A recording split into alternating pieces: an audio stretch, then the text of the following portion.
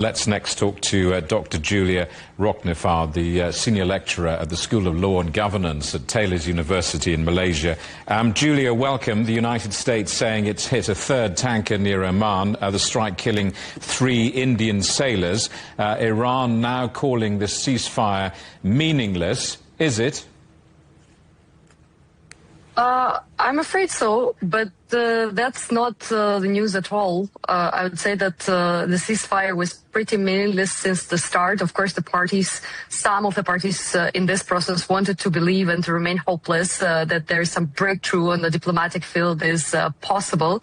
But we've observed how this ceasefire has been continuously breached on multiple occasions.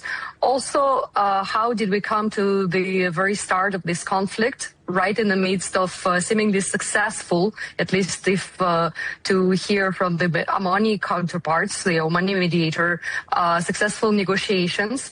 And now, during the recent days, again, we are hearing from some insider sources in Qatar and Iran that there is some sort of ceasefire being negotiated again, and there is a proposal on the table. It's just what's left is to sign. And we can see Trump is ramping up, again, aggressive statements. So it doesn't seem there is an appetite to come to any sort of agreement. Besides, we've heard on multiple occasions that Iran is not ready to accept any agreement unless certain conditions are satisfied, like the ceasefire for Lebanon and also a return of at least some of its frozen assets. So it just seems to be a continuation of the war that started in February. It's just with the difference that it has been of a low intensity, and up until now it might escalate with more force than before. Given all of that, US Vice President J.D. Vance saying that a deal could absolutely come before the US midterm elections. I mean, how realistic is that?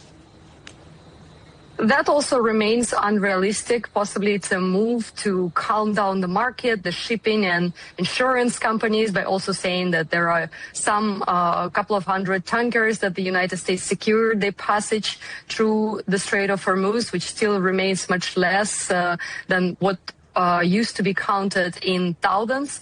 Also, it doesn't seem, if to add to the conditions that Iran demands to be satisfied on its side, there has been a lot of damage done to Iran itself, including the fact that the United States are complicit in committing war crimes during the war. I was quite surprised that not many news outlets covered this fact, that some of the U.S. drones were seen, for example, around the Fars province, that's around the city of Shiraz, throwing mines among the civilian population, and some people actually died from that. And we haven't seen this being covered. So you might imagine on the Iranian side there is not much appetite to come for the negotiating table and do something, sign something so meaningless that then it will start over again.